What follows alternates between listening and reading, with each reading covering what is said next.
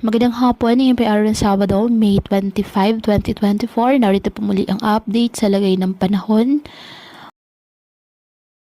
Ayon sa Pag-asa, bagyong Agon naglandfall na sa bahagi ng Giparlos, Eastern Samar, kaninang madaling araw. Sa ngayon, kumikilos na ito, tinutumbok ang Katbalugan City, Samar. At masungit na panahon, asahan ngayong araw sa ilang bahagi ng Eastern Visayas at Bicol Region.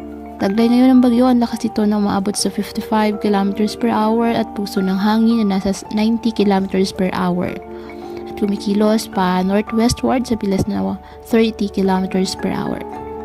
Ayon sa forecast track ng Pag-asa, dadaan ang sentro ng bagyo sa bahagi ng Eastern Visayas ngayong araw at sunod naman ito tatama sa Bicol Region pagsapit ng hapon o kaya gabi. May kabilisan na takbo ng bagyo at pagkatapos ito dadaan ng Bicol Region, ito ay unti-unting kikilos papalayo ng ating bansa patungo sa Pacific Ocean at maaari itong lumabas ng ating Philippine Area of Responsibility sa araw ng Martes. Sa ngayon, nakataas pa rin ang signal number 1 sa northern portion of Aurora, Polillo Islands, southern portion of Quezon, eastern portion of Romblon, Camarines Norte, Camarines Sur, Catanduanes, Albay, Sorsogon, Masbate, kasama ng Burias at Icao Islands, northern Samar, eastern Samar, Biliran, Leyte, southern Leyte, extreme northern portion of Cebu, kasama na ang Camotes at Bantayan Islands.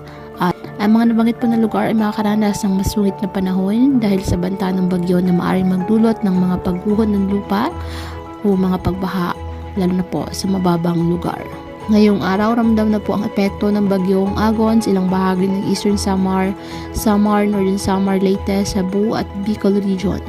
Asahan ang katamtaman o minsan na malalakas na mga pag-ulan sa mga lugar na apektado ng bagyo na posible pong magkaroon ng biglaang pagbaha, lalo na po sa mga mababang lugar.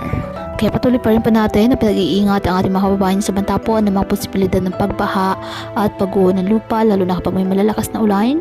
At ugaliin po na magdala palagi ng payong o kahit anong panangga sa ulan sa tuwing lalabas po ng ating mga tahanan. At yan po muna ang update sa lagay ng panahon ngayong araw. Muli, patuloy po tayo na mag-ingat at palaging tandaan, God loves you. Stay safe and God bless.